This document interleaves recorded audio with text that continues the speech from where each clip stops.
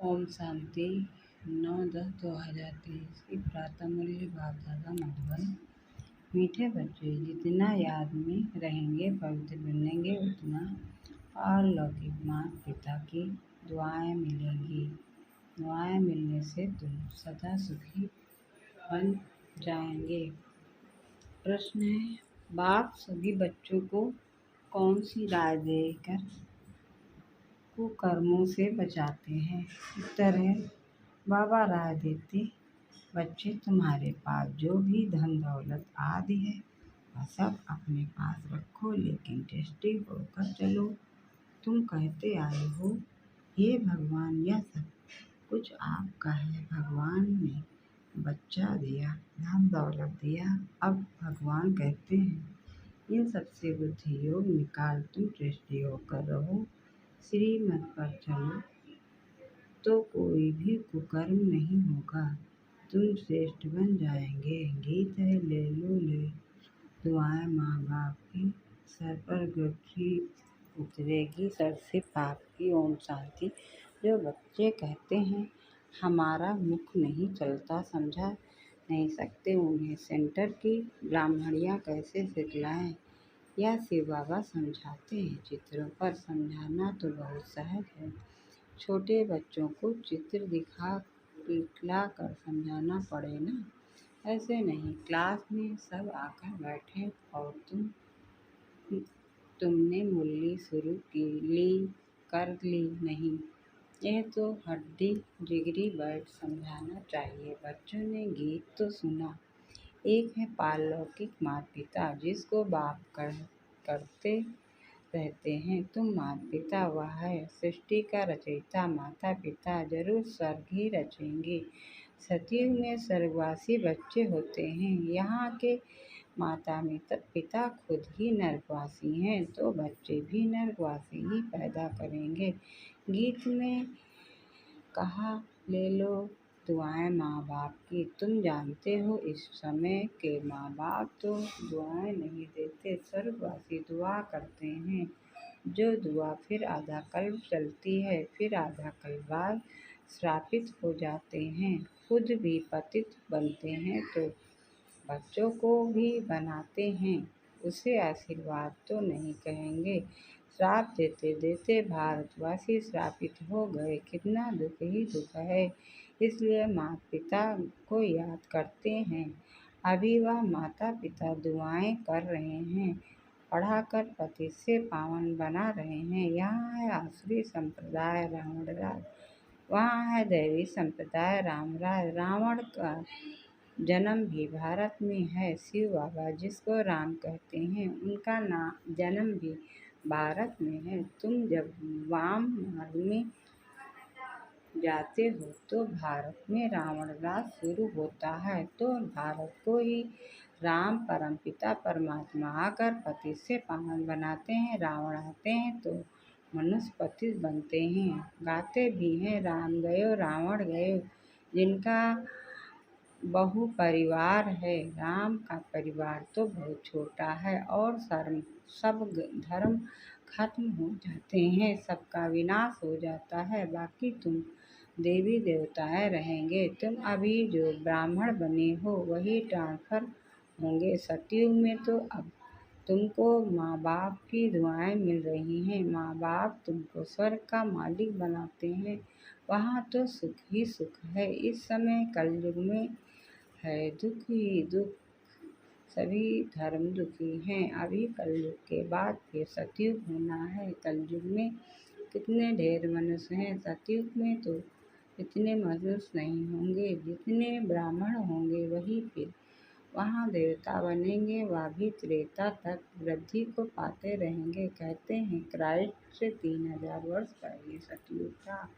Before Christ और after Christ. सतयुग में तो एक ही धर्म एक ही राज है, वहाँ मनुष्य भी थोड़े होंगे, सिर्फ भारत होगा और कोई धर्म नहीं होगा। फिर सूर्यवंशी ही होंगे, चंद्रवंशी भी नहीं होंगे। सूर्यवंशी को भगवान भगवती कह सकते हैं क्योंकि वे संपूर्ण हैं। तुम बच्चे जानते हो पतित पावन तो एक परमपिता परमात्मा ही है। चक्र राष्ट्र के चित्र तरफ इशारा। देखो, बाप ऊपर में बैठे हैं, यहाँ ब्रह्मा द्वारा स्थापना करा रहे हैं, अभी तुम पढ़ रहे हो। जब इन देवताओं का राज रहता है तब और कोई धर्म नहीं रहता। फिर आधाकल्प बाद वृद्धि होती जाती है, ऊपर में आत्माएं आती जाती हैं, वर्ण बतलाते जाते हैं, जीव आत्माएं बढ़ती जाती हैं। सतयुग में होंगे 9 लाख, फिर करोड़ होंगे, फिर वृद्धि को पाते जाएंगे। सतयुग में भारत शिष्टाचारी था, अभी भ्रष्टाचारी। ऐसे नहीं, सब धर्म वाले शिष्टाचारी बन जाएंगे। कितने ढेर मनुष्य हैं, यहाँ भी भ्रष्टाचारी से शिष्टाचारी बनने की कितनी मेहनत लगती है। घड़ी घड़ी शिष्टाचारी बनते बनते फिर बेकार में जाएं, भ्रष्टाचारी बन पड़ते हैं। बाप कहते हैं, मैं आया हूँ तुमको काले से गोरा बनाने, तुम घड़ी घड़ी फिर गिर पड़ते हो। बेहद का बाप तो सीधी बात बतलाते हैं, कहते हैं, या क्या कुल कलंकित बनते हो, काला मुँह करते हो, क्या तुम गोरा नहीं बनेंगे? तुम आधाकल्प श्रेष्ठ थे, फिर कलाएं कम होती जाती हैं। कलयुग अंत में तो कलाएं एक दिन पूरी खत्म हो जाती हैं। सतयुग में सिर्फ एक ही भारत था, अभी तो सब धर्म है। बाप आकर के सतयुगी सृष्टि स्थापन करते हैं। तुमको भी शिष्टाचारी बनना चाहिए। शिष्टाचारी कौन आकर बनाते हैं? बाप है ही गरीब निवाज, पैसे की बात नहीं। बेहद के बाप के पास श्रेष्ठ बनने आते हैं तो भी लोग कहते हैं, तुम यहाँ क्यों जाते हो? कितने विघ्न पर डालते हैं। तुम जानते हो, इस रुद्र ज्ञान यज्ञ में असुरों के विघ्न बहुत पड़ते हैं, अबलाओं पर अत्याचार होते हैं, कोई भी स्त्रियाँ भी बहुत तंग करती हैं, विकार के लिए शादी करते हैं। अब बाप काम चिता से उतार ज्ञान चिता पर बिठाते हैं।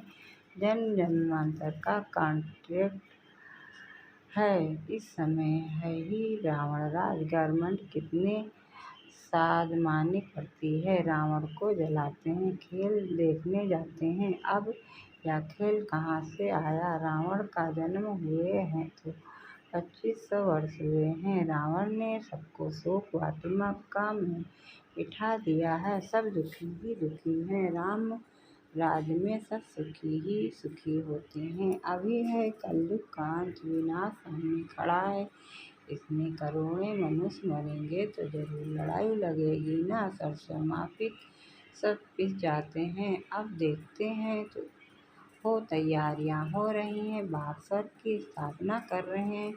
यह ज्ञान और कोई भी दे ना सके, यह ज्ञान बाप ही आकर देते हैं और पति को पावन बनाते हैं। सदगति करने वाला एक ही बाप है। सतयुग में है ही सदगति, वहाँ गुरु की दरकार नहीं। अभी तुम इस नाले से त्रिकालदर्शी बनते हो। सतयुग में लक्ष्मी नारायण में यह ज्ञान बिल्कुल नहीं होगा, तो फिर परंपरा से यह ज्ञान कहाँ से आया? अभी है कलयुग का अंत।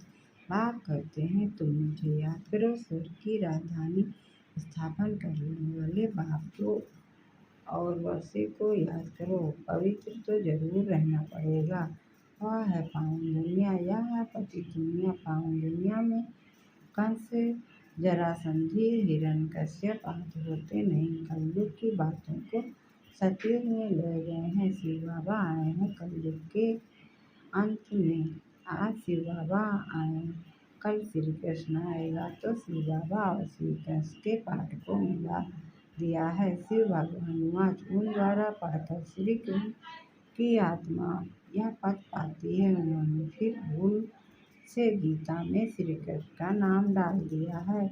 यह भूल फिर भी होगी। मनुष्य भ्रष्टाचारी बने तब तो बाप आकर शिष्टाचारी बनाए। शिष्टाचारी भी 84 जन्म पूरे कर भ्रष्टाचारी बनते हैं। इस चक्र पर समझाना तो बहुत सहज है, झाड़ में भी दिखाया हुआ है। नीचे तुम राजयोग की तपस्या कर रहे हो, ऊपर लक्ष्मी नारायण का राज खड़ा है। अभी तुम सुर में बैठे हो, फाउंडेशन लग रहा है। तुम जानते हो कि सूर्यवंशी बिल्कुल वैकुंठ में जाएंगे। रामराज में वैकुंठ नहीं कहा जाता। वैकुंठ श्री कृष्ण के राज को कहा जाता है। अभी तो तुम्हारे पास बहुत आएंगे। एग्जीबिशन आदि में तुम्हारा नाम बाला होगा। एक दो को देखकर वृद्धि को पाएंगे। पाकर ये सब बातें समझाते हैं चित्रों पर। किसको समझाना बहुत सहज है। सतयुग की स्थापना ही आकर करते हैं और आते हैं अपतित दुनिया में सारे से गोरा बनाते हैं। तुम श्री कृष्ण की राजधानी की वंशावली भी हो, प्रजा भी हो। बाप अच्छी रीति समझाते हैं। निराकार शिव बाबा आत्माओं को बैठ समझाते हैं कि आप मुझे याद करो। यह है रूहानी यात्रा। हे आत्माएं, तुम अपने शांति धाम निर्माण धाम को याद करो तो स्वर्ग का वर्षा मिलेगा। अभी तुम संगम पर बैठे हो। बाप कहते हैं मुझे और अपने वर्षे को याद करो तो तुम यहाँ स्वर्ग में आ जाओगे। जो जितना याद करेंगे और पवित्र रहेंगे उतना ऊंचा पद मिलेगा। तुमको कितनी बड़ी दुआएं मिल रही हैं। भगवान धनवान भव, पुत्रवान भव, आयुष्मान भव। देवताओं की आयु बहुत बड़ी होती है। साक्षात्कार होता है। अभी यह शरीर छोड़ जाकर बच्चा बनना है। यह अंदर में आना चाहिए। हम आत्मा यह पुराना शरीर छोड़कर जाकर गर्भ में निवास करेंगी। अंतमति सुगति। बूढ़े से तो हम क्या न बच्चा बन जाऊं। आत्मा इस शरीर के साथ है तब तकलीफ महसूस करती है। आत्मा शरीर से अलग है तो आत्मा को कोई तकलीफ महसूस नहीं होती है। शरीर से अलग हुआ क्लास हमको अब जाना है मूल वतन से। बाबा आते हैं लेने लिए। यह दुखधाम है। अभी हम जाएंगे मुक्ति धाम। बाप कहते हैं सबको मुक्ति धाम ले जाता हूँ। जो भी धर्म वाले हैं सबको मुक्ति धाम जाना है। वह पुरुषार्थ भी मुक्ति में जाने के लिए करते हैं। बाप कहते हैं मुझे याद करो तो मेरे पास आ जाओगे। बाबा को याद कर भोजन खाओ तो तुमको ताकत मिलेगी। अशरीरी होकर तुम पैदल आबू रोड तक चले जाओ। कभी तुमको कुछ भी थकावट नहीं होगी। बाबा शुरू में यह प्रैक्टिकल कराते थे। समझते थे हम आत्मा हैं। बहुत हल्के होकर पैदल चले जाते हैं थे। कुछ भी थकावट नहीं होती थी। शरीर बिगड़ तुम आत्मा तो सेकंड में बाबा पास पहुंच सकती हो। यहाँ एक शरीर छोड़ा सेकंड में जाकर लंदन में जन्म लेते हैं। आत्मा जैसी किसी और कोई चीज़ होती नहीं। तो अब बाप कहते हैं अब बच्चे हम तुमको लेने लिए आए हैं। अब मुझ बाबा को याद करो। अभी तुमको प्रैक्टिकल में बेहद के अलौकिक बाप की दुआएं मिल रही हैं। बाप बच्चों को सिगरेट से सिगरेट मुक्त दे रहे हैं। धन दौलत आदि सब तुम अपने पास रखो। सिर्फ फ्री होकर चलो। तुम कहते भी आए हो हे भगवान यह सब कुछ आपका है। भगवान ने बच्चा दिया, भगवान ने ये धन दौलत दिया। अच्छा फिर भगवान आकर कहते हैं इन सब से बुद्धि योग निकाल टेस्टी होकर चलो। श्रीमत पर चलो तो बाप को मालूम पड़ेगा तुम को कुकर्म तो नहीं करते हो। श्रीमत पर चलने से ही तुम श्रेष्ठ बनेंगे। आसुरी मत पर चलने से तुम भ्रष्ट बने हो। दाखल तुमको भ्रष्ट बनने में लगा है। 16 कला से फिर 14 कला बनते हो। फिर धीरे धीरे कलाएं कम होती जाती हैं तो इसमें टाइम लगता है ना। अच्छा मीठे मीठे सिकिल्दे बच्चों प्रति माता पिता बाप दादा का याद प्यार और गुड मॉर्निंग। रूहानी बाप के रूहानी बच्चों को नमस्ते। हम सब रूहानी बच्चों की तरफ से रूहानी माता पिता बाप दादा को याद प्यार गुड मॉर्निंग नमस्ते नमस्ते नमस्ते। धारणा के लिए मुख्य वैल्यू पॉइंट चलते फिरते अशरीरी बनने का अभ्यास करना है।